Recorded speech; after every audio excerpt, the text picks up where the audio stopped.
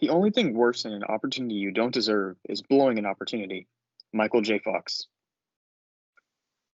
Yo, guys, what is going on? It is bright and early on this Friday, August 14th, and we're really excited to have you back on the 12th episode of TTP. We're 4 weeks in, and this is our fourth Friday, of course, having our third guest appearance today, and it's a good friend of ours, Sarang Deshpande. Hey guys, what's up? I like to think of myself as a pretty fun guy. Uh, you know, just living a normal life, getting ready for college, and like excited with the boys here today. All right, yeah. All right. On that note, let's discuss what we're going to be doing today. So today we're going to be having a pretty fun time. We're going to be making NBA playoff predictions. Now, you all saw what happened yesterday with the Blazers and the Nets, and we're all really excited to make our picks. You know, we got one delusional Rockets fan in Chirag, a Lakers fan in Rohit, and this series doesn't really matter. I mean, this playoffs doesn't really matter as much to me and Sarang, but you know, there's a lot going on in this playoffs. There's going to be a lot of back and forths, but we're really excited to have these discussions. For sure. So I guess the way we can start this off is quickly recapping the bubble, and I think we all chose bubble MVPs of sorts. Chirag and I took more low key guys just because we, for the best, it's good for the pod. We wanted to have different faces in here, and then we do have some of the more solid superstars in there. But Keshav and Sarang, you guys wanted to start off with your bubble MVPs or low key bubble MVPs.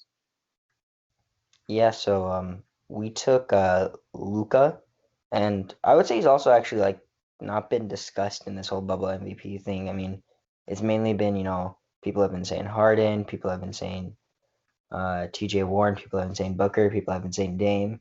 But Luka's averaging a triple-double and around 30-plus points a game. So, I think he really deserves some recognition. Yeah, I'm also going to give a shout out to TJ Warren. I think not many people expected him to produce those kind of offensive explosions. Putting up 50 points a night on a couple of occasions, I think. And I think he really gave the Pacers a couple of wins there.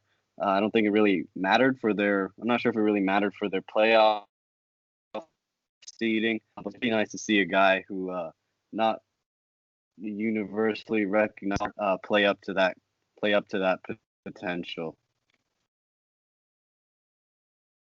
Yep, love to see TJ. TJ and Luka definitely balled out, and Luka specifically, right? He averaged a triple-double, something like that, right? Yeah. And so yeah, both of those guys were great. And then Chirag and I have a little more low-key guys. Chirag, just that you can say something so people forget. Also, I just got a Bleacher Report notification literally just now why TJ Warren is dominating. So yes, sir. Very timely. All right, Chirag. Yeah, so for my pick, I went with Michael Porter Jr. Mostly because he was super efficient during this bubble, and I think this is the first time this season where he got more than 30 minutes a game. And he performed well, scoring 22 points. He averaged 8.6 rebounds. Just overall, he played well, and he was super efficient as well. He was a 50, 40, 90. I think the only notable player that was shooting at his volume during the bubble. And he also recorded 2 games of 30 and 10, and I believe he was the youngest since Carmelo to do that. So overall, I think he gave Denver a little bit more offense, especially going to the playoffs. It could be key for that Denver team. Yep, MPJ. I do know that at least you and I didn't have Denver going too far, but he's a really good player for them. Maybe their number one scoring option, honestly, at this point. And that's not a slight towards anyone. He's just playing that well. And then my guy, I went even more low key. I mean, again, MVP is not necessarily the right term here as much as, well, MVP literally stands for most valuable player. This is just someone who really stepped up and was valuable for his team. Gary Trent. Gary Trent, throughout the regular season, if you look at the season as a whole, only averaged 21.8 minutes per game and 8.9 points per game. But you look at the bubble, he's averaging 16.9 points per game, and he's gotten above 26 minutes every single game. And excluding the first game, he's been above 34 every game. So he's been doing a lot for this team. He's had a few quote unquote explosions where he's put up 27 against the Nuggets. And that was a big game for them. They actually beat the Nuggets that game by 10, and without Gary Trent, I don't know if they could have done that. Beat the Rockets behind his 16 points and 4 of 9 shooting from 3. He's played for some good defense. A couple of the other good games they've lost against the Celtics and the Clippers, which is the only reason I almost considered giving this to Duncan Robinson. But yeah, Gary's played really well, and they've won some big games because of him. Yeah, I like the Gary Trent pick as well. He's a Duke alum. One of my favorite college basketball teams is Duke, so I love him. Got to give him a shout out. And you know, he got a shot to help Portland in the playoffs as well. Being back up to CJ, because CJ's struggling with some back issues. So I think even if CJ's not hot on a given night, Gary Trent's shown that he can step up and fill that role.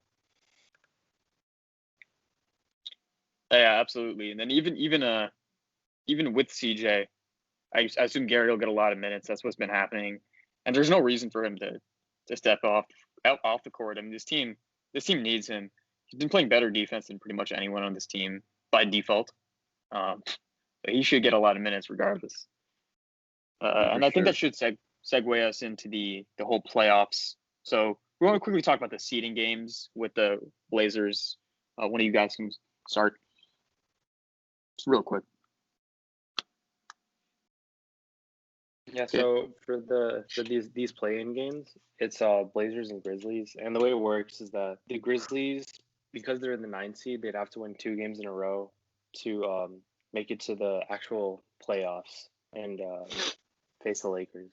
So personally, I'm going with the Blazers just because they're hot. I think their offense is obviously one of the best right now. Their defense has been one of the worst, but I still think that they can. If they were to play 2 games, I think they could win one of those games against the East Grizzlies. Yeah, I completely agree with that. The Blazers have just been one of the hottest teams in the league offensively, at least.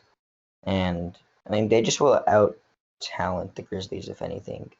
And it's just one game. I think they'll be able to handle it pretty easily.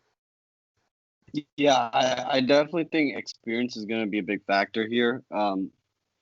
Dame time, as he's called, Damian Lillard, he's really clutch. So I think if this game comes down to stretch, his experience and his clutchness is going to prevail over team led by John Morant. They've got a lot of potential, but I think they're going to have to wait a year to really go further in the playoffs. Yeah, and I felt the whole 9th seed, 8th seed thing is really important. If this were a 1-game playoff, then obviously it could go either way. Grizzlies, I guess beating the Bucks doesn't mean as much as it would on a normal circumstance, but they do have that single win they're coming off of, and this Blazers getting the win over the Nets by 1 or 2. That's a hard-fought victory, even though it's a Nets team. But I do think the Blazers in a 2-game series, like Chirag said, 1 game's all they need. And for a fact, if Dame doesn't drop 40 in the first game, he's going to drop 50 in the next game.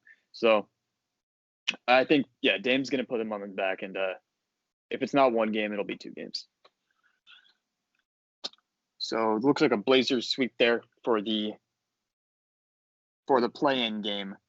And I guess I can quickly talk about the Lakers-Blazers series, and we can all give our takes on who's going to win that series and in how many games. So we all have, again, the same Lakers-Blazers matchup. We all chose the Blazers as the play-in winner. And I took the Lakers 4-0. Now, I'll just tell you right away, there's a lot of Lakers bias here. But I do think logically – oh, actually, never mind. So I actually took the Lakers 4-1. And I think that's mainly based on the fact that first of all, the Lakers aren't playing good ball. Even with the Lakers bias, you can't deny that. And then Dame Lillard's playing his best ball, probably the best ball he's ever played. So again, it just takes one game of him putting up 50 for them to have some issues. So I'll give the Blazers one game, but that defense is it's too hard to ignore. It's honestly embarrassing. If we're looking at the season again as a whole, I'm looking at defensive rating here. The only teams worse than the Blazers in terms of defensive rating are the Cleveland Cavaliers, the Atlanta Hawks, and the Washington Wizards, who are the three worst teams in the Eastern Conference, not named the Knicks and the Hornets. So to be in the same conversation as them, while also being in the same conversation the Lakers, doesn't make any sense for me. I don't think there's any argument. And again, the Lakers' offense has struggled, but I do think the defense will continue to carry them. And then also playoff Braun. So I took 4-1 for Lakers. Yeah, I took something similar. I took the Lakers 4-2, but only gave the Blazers 2 wins, mainly because I think the Lakers are gonna kind of start off a little bit slow in this playoffs, and I think Dame is still hot, so they can steal. I think they could steal a couple games. But in the end, I mean, the Lakers just have too much talent offensively and defensively to lose this series. Yeah, like I know everyone's saying, oh, they're struggling, blah blah blah. But just remember, this is LeBron James and Anthony Davis. So they're gonna all find their groove eventually, I would think. And if the other guys pick up some slack, such as Danny Green, and like kind of get out of the slump that they're in, I think the Lakers are going to make a very deep run. Yeah, I took something similar, but I said the Lakers would sweep the Blazers, mostly because I think we've seen the Lakers lock in defensively when they need to, and I don't think that'll change in the playoffs, but I think their offense will be slow to get back to the level that they wanted it to be. But I don't think anyone can guard LeBron on that Blazers team. I don't even know who they're gonna put. Maybe like Zach Collins or Carmelo, which it's just not a good matchup at all with that. But I think for their defense, I think last night what we saw at the end of the game is all you need to know in terms of how bad that Blazers defense is against a bunch of recently signed players to the Nets. So yeah, with that, I'm gonna go 4-0 Lakers. Yeah, I think the Blazers here are actually going to surprise some people. I think it's going to be a 7-game series. Ultimately, I do think the Lakers will hold them off. But the way I see this going is I think the Blazers are going to kind of get a couple games early. Because I think it seems like the Lakers aren't ready. I think they need a couple more games to get back into their so I think the Blazers will surprise them and win like 2 out of the probably like two early in like some high scoring shootout fashion. And then by like game 4 or 5 the Lakers will clamp down on defense and they'll be able to take control of the series afterwards. But I definitely think the Blazers can surprise early on. I understand the whole argument about the Lakers starting off slow. Keshav mentioned that, giving it a 4-2. But I think it all comes, at least on my end of things, I think it all comes down to the whole, Trog mentioned the Anthony Davis thing, like who's going to guard him, who's guarding LeBron, who's going to guard Anthony Davis. Like I saw Whiteside's getting in on the floor at some point, and that's not a good thing for them, offensively at least. Even these other guys on the team, like, it's just there isn't a defender on this Blazers team that I would want one-on-one in any situation, right? There's not a stopper on the bench either. So I think the question marks with the Lakers are notable, and for some of you will definitely come up later in your brackets. But the Blazers are just outmatched, at least on the defensive side of things. Yeah, I feel like Trevor Ariza was a huge loss for them. He decided to set up the bubble, but that was their one perimeter defender that he would be the guy that would guard LeBron some of these other guys on the Lakers team, but now they don't have anyone to fill that role. Mm-hmm. And I think that can lead us to our second series, the Thunder versus the Rockets. Yeah, so for this series, this is one of the bigger matchups in this first round. We got a 4-seed Thunder and 5-seed Rockets. So in the summer last year, Chris Paul was traded for Westbrook along with a bunch of picks. So this is Chris Paul was seen as being at the end of his career. No one thought he would even play a game with the Thunder. They thought they would be able to trade him, but he surprised a lot of people. Came out, led this young Thunder team with guys like Shea. They have the good old Steven Adams, Danilo, just some good role players along with Chris Paul, who's a great passer. And against my Rockets team, I don't need to say anything. They're just great stuff. So for this matchup, I'm gonna go with the Rockets in 5. I think I'll give the Thunder a game. I'll give them a game. That's about it. I think this Rockets team's playing a different offense. I don't think the Thunder can play with Steven Adams on the floor, so they lose that size, and they're gonna have to bring in some of their bench wings, which I think they're not as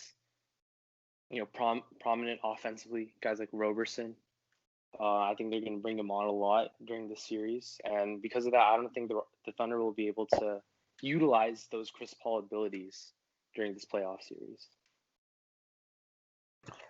Now, I think this series is going to be much closer than Trog thinks. I think it's going to go to 7 games, and I'm going to give it to the Thunder. Now, it's not just to spite Chirag that I'm choosing the Thunder, but it's also just because I really think that Chris Paul has led this team with his experience so well that he's gonna know how to play against the Rockets as well.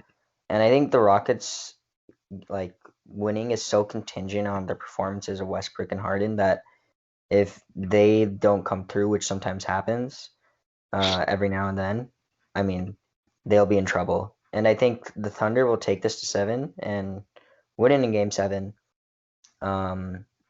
Yeah, I just have never seen the Rockets really come up big in the playoffs when it has mattered. And I don't think that's going to change here, especially against a good, healthy Chris Paul, a young Shea Gilgeous-Alexander, good shooter in Danilo Gallinari. I think the Thunder have a great team, and they're one that can stop the Rockets. Yeah, I totally agree with Keshav here. I'm saying that I mean the Rockets just don't have it in the playoffs. I think losing was also pretty big for a couple. I think veteran experience is going to lead them over the top in the end. Hopefully we get a good series though. I think it's going to be pretty chippy. There's a lot of personal animosities here with the trades but I think it'll be a good series with the Thunder winning in 6.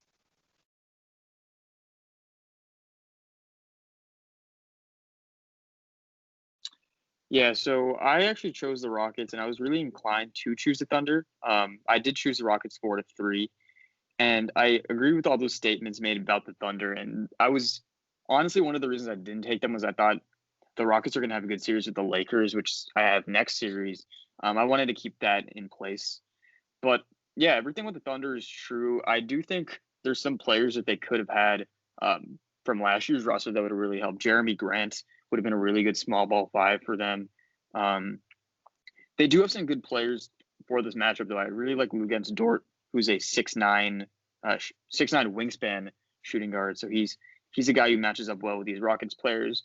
But I feel like all the arguments you can make about the Rockets not stepping up can be made about, the leader of the Thunder, Chris Paul. He hasn't had the most success either with getting his team far. And I think Harden's playing good basketball. Chirag, you almost took him as your bubble MVP. Russ missing a few games is key, which is probably the reason I went and chose 7 games for this series. I just do think the Rockets the arguments about them not stepping up, I think, are valid, but I think it's true for the Thunder as well. I'm just going to outvalue Harden's dominance and Westbrook's eventual return as the weighing factors in this series. And then that'll lead us to the next playoff series in the West, which is the Jazz versus the Nuggets. Yeah, so the Jazz versus the Nuggets, we have two very young teams here. You got a young Donovan Mitchell, you got a Rudy Gobert on the Jazz, and on the Nuggets you have an emerging star in Nikola Jokic. You got Jamal Murray, and the emergence of, as Trog said earlier, Michael Porter Jr. Now, I think this series is not going to be as close as everyone thinks. I think despite the Jazz having, a couple of years maybe of playoff experience, I think the Nuggets got a lot from their playoff experience last year as well. And you can see, like, in this regular season this year, they've really improved as a team. They've done decently well in the bubble. And I think they take the series in 4-1. I think Jokic is going to be too much for them. And I think Mitchell may have some really good games. But I think there's just a deeper team in Denver and a team that can do more than the Jazz. And also shout out Keita Bates-Diop, Ohio State alum. Who's on the Nuggets. I think he may be a piece that can contribute to this team as well. But in all seriousness, I think the Nuggets take the series in 5. Yeah, I think this series is interesting. Unfortunately, both teams are a little bit plagued by injuries. Utah is losing their second leading scorer in Bojan Bogdanovic. And the Denver's still waiting for Gary Harris and Will Barton, I think.